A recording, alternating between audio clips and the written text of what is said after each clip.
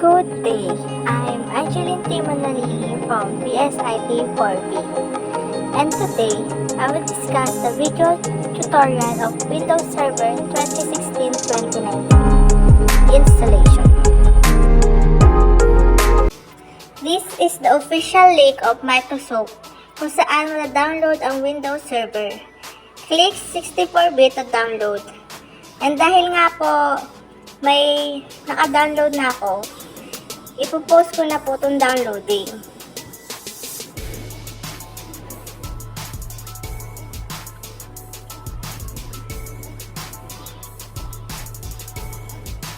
Then, after po nun is, magpo-proceed na po tayo sa VMware. Then, to create your virtual machine, just click it and next, and then next, and then next, and then click browse, and then next, and then ililipat lang po natin siya sa BIOS, and then next, and then next, and then next, next, next, and then next, and ililipat po natin siya sa Store Virtual Disk as a single file.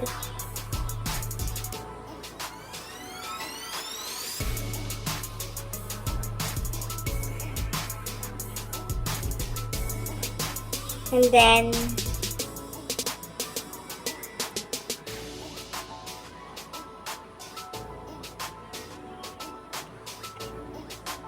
then next, and then next, and finish.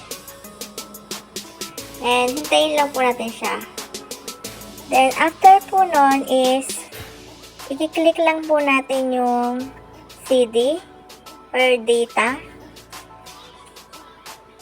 Then hahanapin lang po natin yung ISO file na dinaload po natin kanina.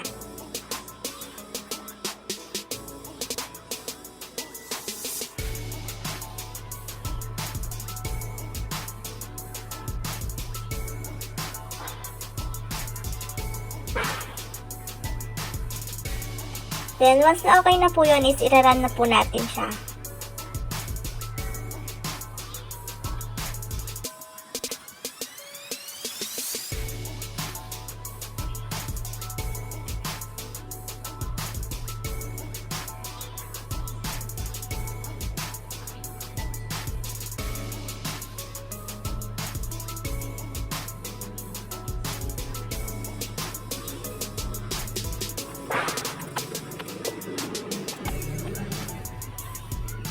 Then, after po nun is, titingnan po natin yung language kung naka-English.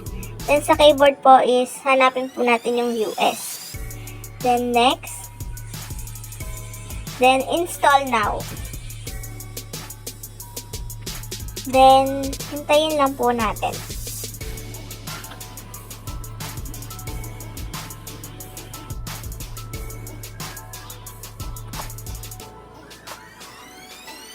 Then, after po nun is, ilalagay po natin siya sa standard. Then, next. Then, i-accept po lahat natin yung, I accept the license terms. Then, next. Then, next.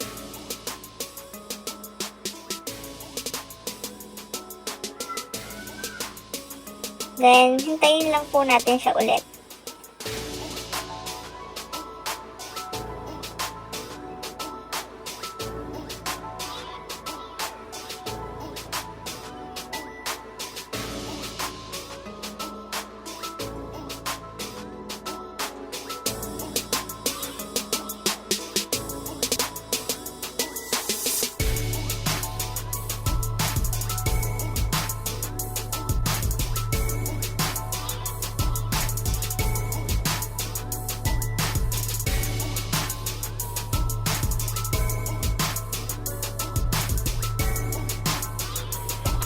Then, after po nun is, hintayin lang po natin na lumitaw ang ito, sa customize settings po.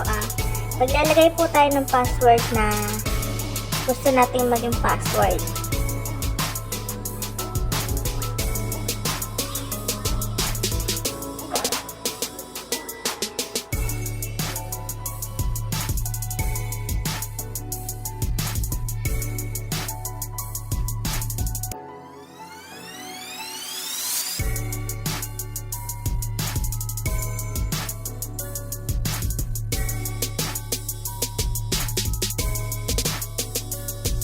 Then, once na na-type na po natin yung password, is click finish.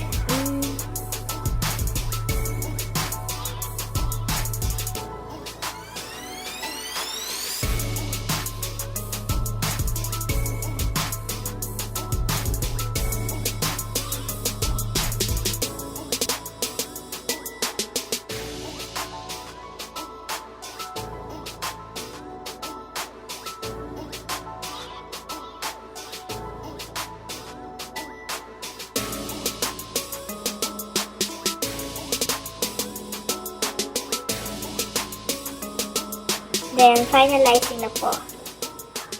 Then, para po magamit natin yung dinaload natin is, pindutin lang po natin yung Ctrl-Alt-Delete to unlock po. Then, type lang po natin yung password na nilagay natin kanina.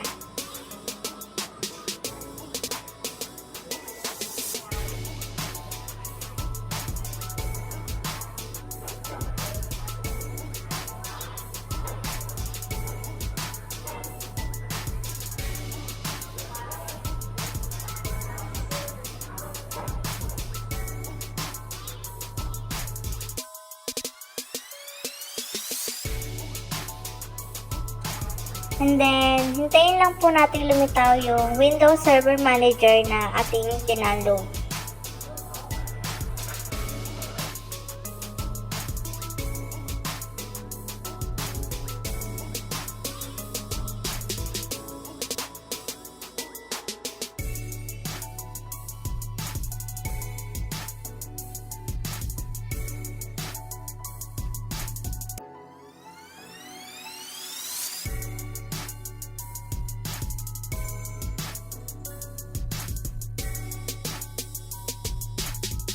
Then, wait lang po natin siya na ma-fully install.